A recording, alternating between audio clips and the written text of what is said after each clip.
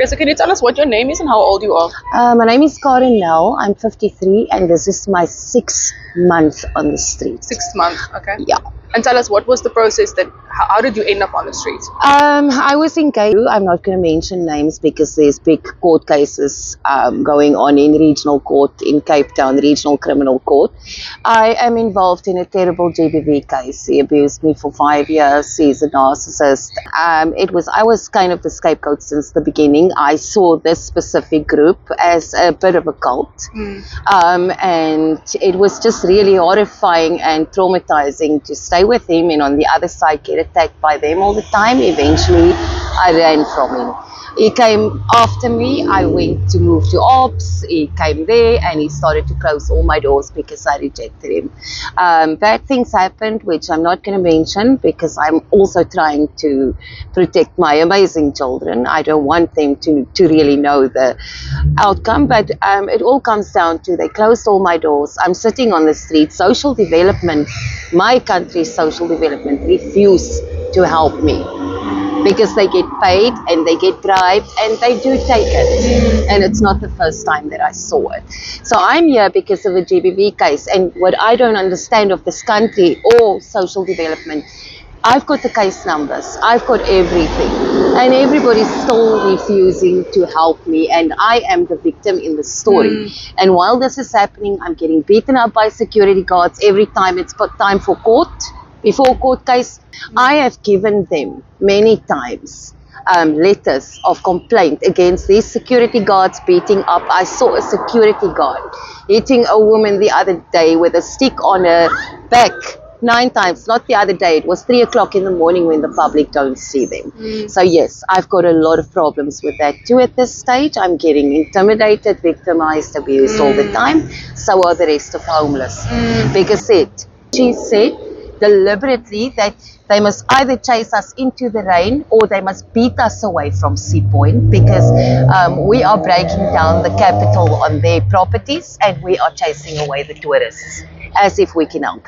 So I've been here now for about 6 months. My health and everything goes down and there is absolutely nothing that law enforcement or social development want to do for me. Okay. They're helping certain people. They definitely don't like outspoken people with strong personalities. And what is their reason for not helping or not? They have all kinds of slandering stories, but mostly it's because I'm outspoken. They say I have attitude. Now, when you go into shelters, I don't know what you guys know about shelters, but it's extremely abusive environments. Okay. And you've been to shelters? And I've been there. So I have complained. My problems with social development started when I made a sexual harassment case that now is she phoned them. My ex is a social worker. She phoned them and she badmouthed me saying things like I don't take responsibility for my actions, I'm crazy, I'm this, I'm that, I'm that. Instead of listening to me, believing me that I am under threat because I proved it many times. I mean, him and his group of people, my ex-fiancé spiked me with drugs, with heroin. I'm not a drug addict, but they spiked me with that while I was supposed to be in a safe space. And all because of the ignorance of the manager. So these places are not at all what they claim to be. And the public must start to be aware of the fact that they are taking sponsors that's supposed to go to the poor. Retired now. He was the head of the homeless place here, Ivans. And he's building his second 12.2 million house in Constantia. The Daily Maverick investigated this, and this money has been taken from the poor. There's so many homeless outside here on the streets, and then they've got 350 spaces for shelter. There's 22,000 just around Durbanville people on the street. Around the CBD, there's about 18,000 at the moment, if not more by now. So how do City Council want to accommodate all these people, help them, give them jobs? Because it's not possible. Yeah, this is why you see, not all the homeless on the streets are drug addicts and bad people. I am qualified as a staff nurse. I have SIRA a security guard. I had a business that in the end I lost it all. He's got his business back because we're not together anymore. But I'm qualified for so many things. I did so much for my country, and you think anyone wants to give me opportunity to use the potential I've studied? And guys, I'm sitting on the street for 6 months without help now. Yeah. Okay, and so that was quite a mouthful. It's hard. Sorry. It's hard to know I where to talk go. too much. No, it's perfect. I'm just wondering where to go from here. Okay, so it's just, so you're saying 6 months ago, were you living in Sea Point, or where were you living at that stage? At that stage, I was in observatory, and this guy started to hunt me down because he's got narcissistic personality disorder. He's been diagnosed with that. He had a way of putting people on me. He paid people to.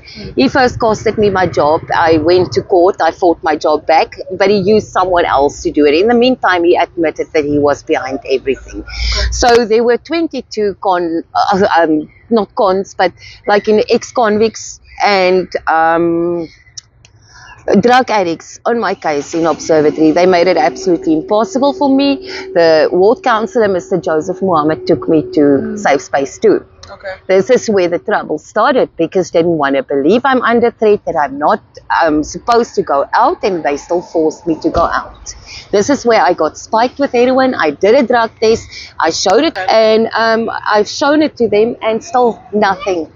They refuse to help me because, according to them, I have attitude, and I just don't think that's a good enough reason. Yeah, because I mean, there's a lot of reasons to be angry with all that's happened. Yes, right? So the system is completely failing me at this stage. In my own country, I am getting so abused, and nobody's doing anything to do something about it. It's just, you know what, and I am not the only one. I'm speaking on behalf of thousands of people in Cape Town that are just too poor to afford rent. Yeah. Because that is my only problem. Yes. But you know, people always have the attitude that the homeless people should just go to shelters. But what could you tell them about that? No, so like, no, there's enough space, or like, I just say that shelters must be burnt. I'm saying it openly, because those places are, to start with, lying to you. You are paying 1,150 now at the Havens, a pensioner. So what do these people have left of their SASSA to start with? The other people working, I think they're paying 600 or something, I'm not sure. So you pay, they get your EPWP contract for 6 months. You finish that contract, your time, you get 6 months to stay in a shelter.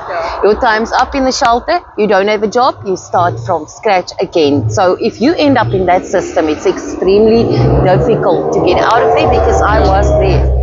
And the things going on in shelters are absolutely corrupt. As I said, there's a lot of abuse, there's a lot of intimidation, and there's a lot of stealing going on.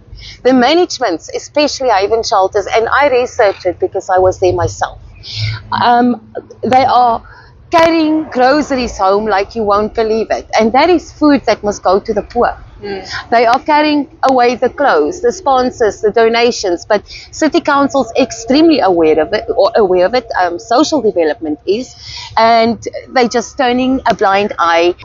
But if you do a job where you say that you care about the homeless, this is just not one of the things you do. I think it's a crying shame. They even have undercover shops in Goodwood that is selling the sponsors that the public think goes to the poor. And that is angering me in a way I can't describe to you. It just seems that, somebody listening now would probably think that the whole system, how is the whole system so corrupt? Like it almost like seems too bad to be true. It is too bad to be true, but if you go see how many complaints there were over the years to social development, and the fact that it's just getting ignored, you won't believe it. Thousands of people already complain, but it's as if they turn a blind eye when it comes to NGOs and NPOs. And I will openly today blame JP Smith for this. Tell us more about that. He doesn't feel a lot for the homeless. It's all pretend and politics.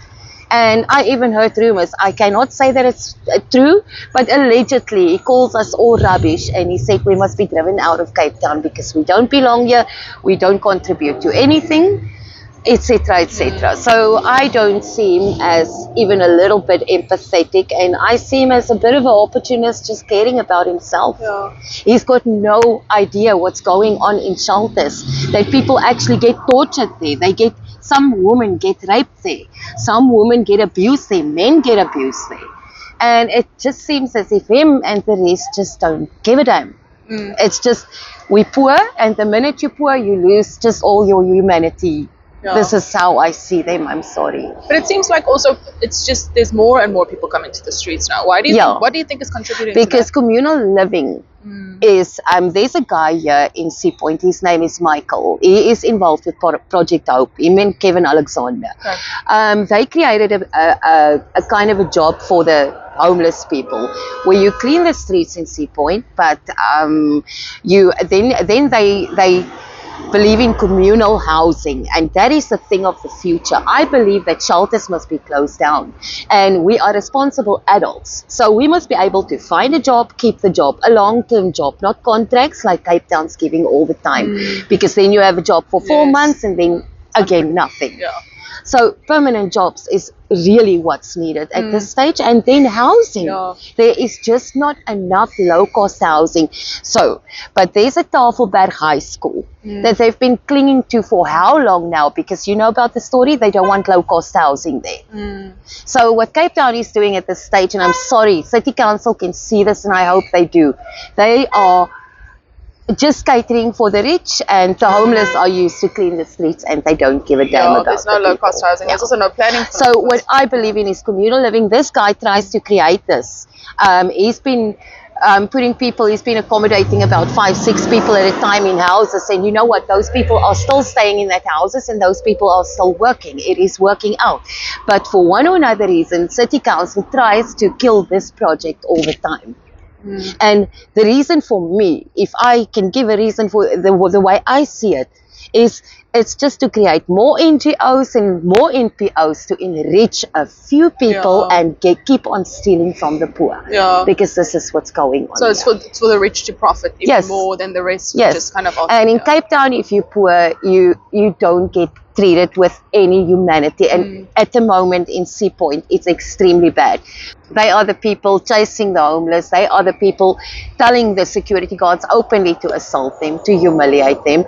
A day before my court case, I was beaten and kicked by a security guard. You will see us in daytime. We're sitting here and here because they banned us down.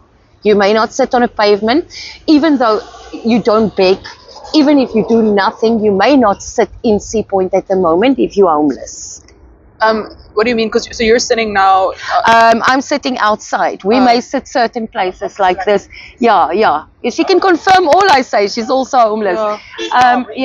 We may sit outside here, but if you go to the main street, you're not allowed in the main street. You must, all the homeless, you will see them at night. Yeah. I need, we're quickly busy with the interview, just wait. If you look at them, at night there will be 6 to 7 people sitting there and there. So we may not come into town. You may walk or buy something and then you must move again. So you're not allowed to sit on main roads. Not at all. You have to sit around. Because I always not at all. Sitting here, but nowhere they chase you and they get brutal. Even if it rains, guys.